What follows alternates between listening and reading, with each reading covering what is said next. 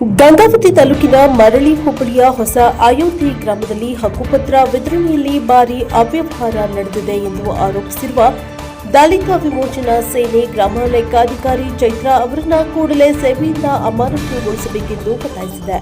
ಈ ಕುರಿತು ತಹಶೀಲ್ದಾರರಿಗೆ ಮನವಿ ಸಲ್ಲಿಸಿರುವ ಪದಾಧಿಕಾರಿಗಳು ಕಳೆದ 8 ವರ್ಷಗಳಿಂದ ಒಂದೇ ಗ್ರಾಮದಲ್ಲಿ ಕಾರ್ಯನಿರ್ವಹಿಸುತ್ತಿರುವ ಗ್ರಾಮ ಲೆಕ್ಕಾಧಿಕಾರಿ ಚೈತ್ರ ತಮ್ಮ ಅಧಿಕಾರವನ್ನು ದುರುಪಯೋಗಪಡಿಸಿಕೊಂಡಿದ್ದಾರೆ ಎಂದು ದೂರಿದ್ದಾರೆ.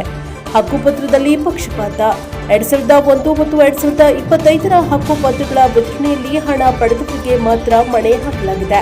ಅರ್ಹರಿಗೆ ಹಕ್ಕುಪತ್ರ ನೀಡುವಲ್ಲಿ ತಾರತಮ್ಯ ಮಾಡಲಾಗಿದ್ದು ಹಣ ನೀಡಿದ ಫಲಾನುಭವಿಗಳ ಹೆಸರುಗಳನ್ನು ಪಟ್ಟಿಯಿಂದ ಕೈಬಿಡಲಾಗಿದೆ.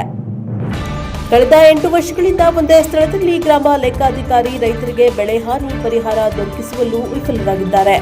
ಪಕ್ಕದ ಗ್ರಾಮಗಳಲ್ಲಿ ರೈತರ ಖಾತೆಗೆ ಪರಿಹಾರ ಜಮಾ ಆಗಿದ್ರೂ ಹೊಸ ಅಯೋಧ್ಯೆ ಗ್ರಾಮದ ರೈತರಿಗೆ ವಂಚನೆ ಮಾಡಲಾಗಿದೆ. ಸ್ಥಳ ಪರಿಶೀಲನೆ ಅಥವಾ ಪಂಚನಾಮ ನಡೆಸಿದ ರೈತರ ಹಿತಾಸಕ್ತಿಗೆ ಧಕ್ಕೆ ಉಂಟು ಮಾಡಿದ್ದಾರೆ ಎಂದು ಸಂಘಟನೆಗೆ ಗಂಭೀರ ಆರೋಪ ಮಾಡಿದೆ.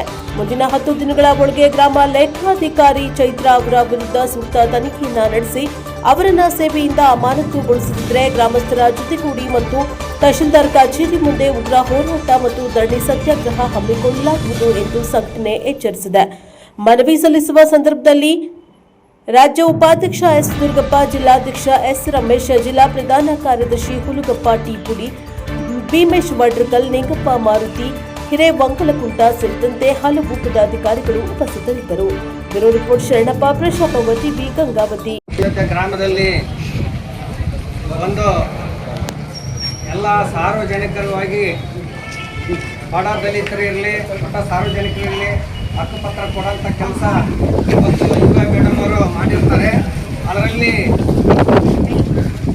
ಸ್ವಲ್ಪ ಲೋಪದೋಷ ಮಾಡಿರೋದ್ರಿಂದ ಒಬ್ಬರನ್ನ ಬಿಟ್ಟು ಒಬ್ಬರು ಒಂದು ಹಕ್ಕುಪತ್ರ ಕೊಟ್ಟಾಳಂತ ನಮ್ಮ ಗಮನಕ್ಕೆ ಬಂದಿರೋದ್ರಿಂದ ನಾವು ಇವತ್ತು ಪರಿಶೀಲನೆ ಮಾಡಿ ಅಯೋಧ್ಯೆ ಗ್ರಾಮಕ್ಕೆ ಹೋಗಿ ಎಲ್ಲ ಸ್ಥಳ ಪರಿಶೀಲನೆ ಮಾಡಿ ಕಳಿಸಿ ಇವತ್ತು ತಹಸೀಲ್ದಾರ್ ಸಾಹೇಬರಿಗೆ ಒಂದು ಮನವಿ ಪತ್ರ ಕೊಡೋಣ್ರಿ ಅಂತ ಎಲ್ಲರೂ ನಮ್ಮ ದಲಿತ ವಿಮೋಚನೆ ಸೇನೆ ಪದಾಧಿಕಾರಿಗಳು ಇಲ್ಲಿಗೆ ತಹಸೀಲ್ದಾರು ಮುಖಾಂತರ ತಹಸೀಲ್ದಾರ್ಗೆ ಮನವಿ ಪತ್ರ ಕೊಡುವಂಥ ಕೆಲಸ ಇವತ್ತು ಮಾಡೀವಿ.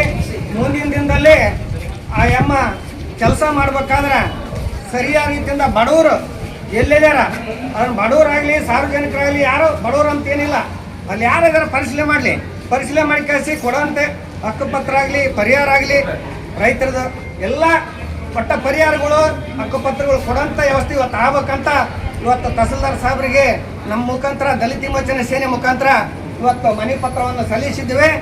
ಈಗ ತಾವು ಕೂಡ ಈಗ ಆ ಮೇಡಮ್ ಅವರಿಗೆ ಸುದ್ದಿ ಮಾಡಬೇಕು. ಏನಿದ್ನಪ್ಪ ಅಂದ್ರೆ ಮೇಡಮ್ ಅವರು ಈ ಮುಂದಿನ ದಿನದಲ್ಲಿ ಈ ಥರ ಹಿಂಗೆ ಆಗಬಾರ್ದು. ಈ ಏನಪ್ಪ ಸಂಘಟನೆಯವರು ಹೋರಾಟ ಮಾಡಿದ ಮೇಲೆ ನಮಗೂ ಒಂದು ಕಪ್ಪು ಚುಕ್ಕಿ ಬಂದಂಗಲ್ಲ ಅಂತಂದು ಆಯಮ್ ಎಚ್ಚೆತ್ತುಕೊಂಡು ಈ ಕೆಲಸ ಕಾರ್ಯಗಳು ಸರಿಯಾದ ರೀತಿ ಯಾವ ಗ್ರಾಮದಾಗಲಿ ಹೋಗಲಿ ಸರಿಯಾದ ರೀತಿ ಮಾಡೋಂಥ ವ್ಯವಸ್ಥೆ ಆಗ್ಬೇಕಂತಂದು ದಲಿತ ವಿಮೋಚನೆ ಸೇನೆ ನಾನು ರಾಜ್ಯ ಉಪಾಧ್ಯಕ್ಷ ಆಗಿ ಎಸ್ ದುರ್ಗಪ್ಪ ಅಂತಂದು ಈ ಮೂಲಕ ಆಗಿನ ಟೈಮ್ನಾಗ 2021 9 ಹಕ್ಕುಪತ್ರಗಳು ಕೊಟ್ಟರು. ಮನೆ ಬಿಟ್ಟು ಮನೆ ಪಕ್ಕದ ಕೊಟ್ಟರು. ಅವ್ರು ಕೇಳಿದ್ನಪ್ಪ ಅಂತಂದ್ರೆ ನಮ್ಮನ್ನೆಲ್ಲ ಅಂತ ಕೇಳ್ತಾರೆ. ಅವರು ಲೆಕ್ಕ ಕೊಡ್ತೀವಿ ಅಂತಂದು ಕೇಳಿದ್ರು. ಅದ್ರ ಸಲುವಾಗಿ ನಾವು ಅವತ್ತಿ ಸುಮ್ಮನೆ ಇದ್ದು ಈಗ ಮನೆ ಕೊಟ್ಟಾರೆ 2026 ಜನವರಿಯಲ್ಲಿ. ಮತ್ತೆ ಅವ್ರು ಕೂಡ ಹಂಗ ಮಾಡ್ಯಾರ, ಒಬ್ರಿಗೆ ಕೊಡೋದು ಒಬ್ರಿಗೆ ಕೊಡೋದು ಮಾಡ್ಯಾರ.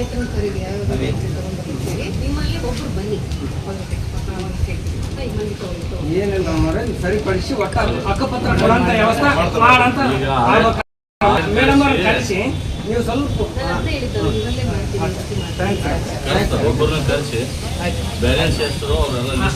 ಲಿಸ್ಟ್ ಮಾಡಿ ಅವ್ನು ಒಟ್ಟ ಕೊಡುವಂಥ ವ್ಯವಸ್ಥೆ ಮಾಡಿದ್ರು.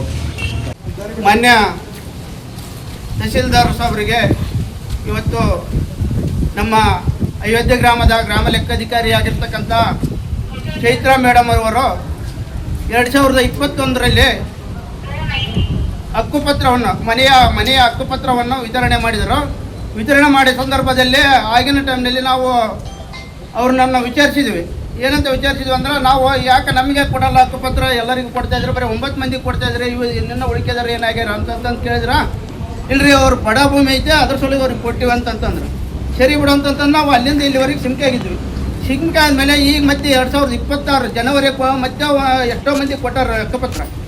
ಅವು ಎದಕ್ಕೆ ಇಷ್ಟೇ ಮಂದಿ ಕೊಡಕತ್ತೀರಿ, ಒಂದು 10 ಮಂದಿ 15 ಮಂದಿಗೆ ಯಾಕೆ ಕೊಡ್ತೀರಿ, ಸತ್ಯತೆಗೆ ನೀವು ಎಲ್ಲರಿಗೆ ಕೊಡ್ರಿ ಅಂತಂದು ನಾವು ವಿಚಾರಣೆ ಮಾಡಿದ್ರೆ ಇಲ್ರಿ ಅವ್ರು ಎಲ್ಲಿ ಪಡೆ ಭೂಮಿ ಐತೆ ಅಲ್ಲೇ ಕೊಡಕತ್ತೀವಿ ನಾವು ಅಂತಂದು. ನಾವೇನಂದ್ರೆ ಆವಾಗಿನ ಟೈಮ್ನಾಗ 2021ರಲ್ಲಿ ಕೇಳಿರ್ತಕ್ಕಂಥ ನಾವು ಹಕ್ಕುಪತ್ರಗಳು ನಾವು ನಮ್ಮನ್ನ ಅವ್ರು ಏನು ಕೇಳಿದ್ರು, ಸರ್ ಮತ್ತು ನೀವು ಏನೋ ಒಂದಿಟ್ಟು ಕೊಟ್ಟರೆ ನಾವು ನಿಮಗೆ ಇನ್ನು ಕೊಡ್ತೀವಿ ರೀ ಹಕ್ಕುಪತ್ರ ಅಂತಂತಂದು ಕೇಳಿದ್ರು. ನಮಗೇನು ಕೊಡೋಕ್ಕಾಗಲ್ಲ, ನಾವು ಇನ್ನು ಕೊಡಂಗಿಲ್ಲ ಅಂತಂತಂದು ಹೇಳಿದ್ವಿ.